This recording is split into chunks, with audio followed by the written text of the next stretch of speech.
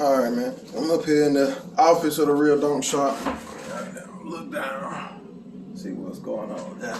So, man, up here in the Real Don't Shop office, part of running the business is not just making business decisions, but actually handling business. So, I have a bunch of receipts that I'm actually about to write out. Once I write these out, I got a lot of work done yesterday at a point to where I got to get paid for some jobs. So, I probably got like 6 or 7 receipts that I need to send out to people. Not really worried. I mean, they're gonna pay. It's just I gotta get them receipts, so they can know what to pay me, so they can ship my checks out.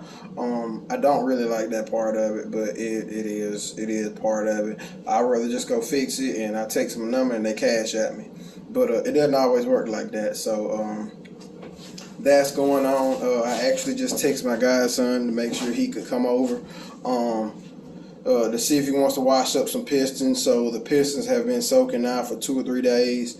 Usually a day or two, they're pretty much good. I go in there and rotate them just because I really just like to get the grime off of the ring glands, and on the inside, that actually affects the oiling of the rod and of the piston wall. I like to get all that gunk out of there. I'm not gonna say people really knock it. I kind of want to say they frown upon it. Me reusing pistons, but the pistons shouldn't really wear. The rings should wear. The rings are the weak link. I showed. Actually, still have them up here in the Real Don't Shop. I showed these 2 pistons. This is a LS stroker piston. You can see as the wrist pin is really, really high up into the oiling. This one here takes a HEPA ring, so you can see how thin that is. So, and then this is a big block, which would be, like a standard stroker, either on a tall deck. You have a lot of thicker ring glands, so of course it would take longer for it to wear out. So that's what wears out. The piston does not really wear out. It is pointless in my research and my beliefs to bore a motor out. You're not gonna make the power. You're not gonna make any power. You're not. If you have to clean the walls up, then it's like, okay, cool, bore it and make, I don't know, 15 horsepower if it makes you feel better. But in the situation where it's like you're gonna bore it, and then after you bore it, you're gonna have to balance it. And it's like, okay, you legit just paid, I don't know, we're just going to say good, decent stuff. It's like you're going to pay $500 to go get a good set of pistons. And yes, you could get a dome and bump the compression up and make more. If that's what you're interested in, cool, do that. But to buy this is a flat top with a valve relief, and this one doesn't have, this has a small one. To buy another piston that looks like this, just 30 over, just to say you did it, or you think you're gonna make magical power, it's pointless, man. Honestly, I still wouldn't do it. I would shave the heads before I go swap a piston, and then I gotta turn around and balance a motor. For 15 horsepower, I don't. It doesn't make sense. So that's my 2 cents on boring a motor, on strictly just boring a motor. Some situations, you have to bore motors to match a rod and stroke combo, because the piston needs to be bigger in this area here to actually miss the crankshaft.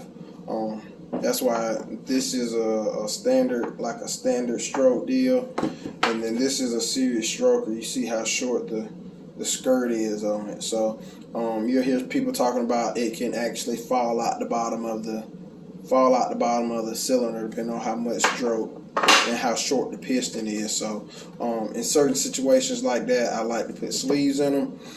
The sleeves will come down an inch and a quarter, something like that, past what the stock bore is, and it'll give you that support to where when the piston is at the bottom, you'll get piston rock like this here.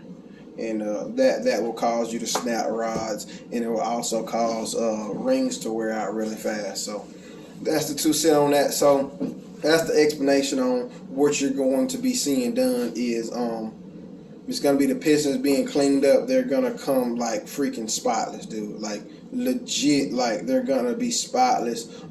It's not like it's gonna look like a polished piston, semi-gloss, which really just depends on the I'm not gonna say casting because it's forged, but exactly how shiny they are. So they're not gonna be super shiny. They never were. But the LS stuff comes with a really good stock cast piston. This is going to be GN4 stuff. It comes with really good rods. The rod bolts are the Wink Link. I swapped those with the ARPs. That takes care of that problem. On the 6.0 that's going to be going together, it is a Gen 3. I still swap the rod bolts. I have seen the situation where I'm not sure what happened where the rod broke and the rod was actually still on the crank, but a lot of times the rod it throws the rod bolt, it breaks it, and then the rod breaks after that. So that's mostly what I see when I see a rod issue with the LS. It's because of the rod bolts. That's the weakest link next to the rings. Putting gap in them, allowing a little bit of blow by at higher horsepowers will take care of a lot of that issue. So stock piston, new bearings, ARP rod bolts, a good set of steel rings. We're gonna foul fit them so we can spray it or boost it down the road, whatever. I like to put that in there. I don't run NA cool. We're still gonna set this thing up to do, 200 on spray, and you can make 400 or 500, if you want to on boost. Just down the road, you never know how your mind's gonna change. It's like when you put this stuff together, it's like, okay, hey, boom, this is what I want. Okay, well, a year and a half, 2 years down the road, those power goals are no longer irrelevant. That was back then, and this is now.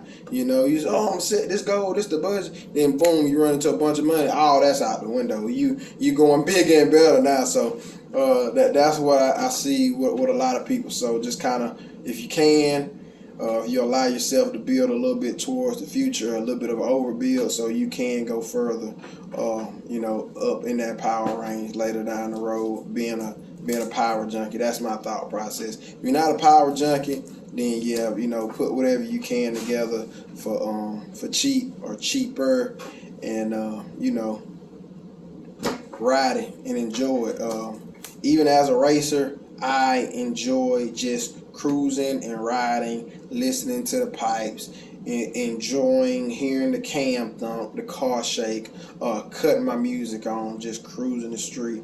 I really enjoy that part of the car scene also. That's why I'm at Mayday's, car shows, parking lots, because I just enjoy that also. It's not just the racing for me. So I missed my crankshaft bolt yesterday, so it is on my car as I walk out the door of the shop. I'll make sure I grab that, get that set up. I did order my alternator bracket set up. Like I said, I'm going to do something each and every day to make sure that the wheel keeps rolling on this. So did order that, so I did get something done on it yesterday. I'm gonna make sure I get these crank bolts today and get those put in.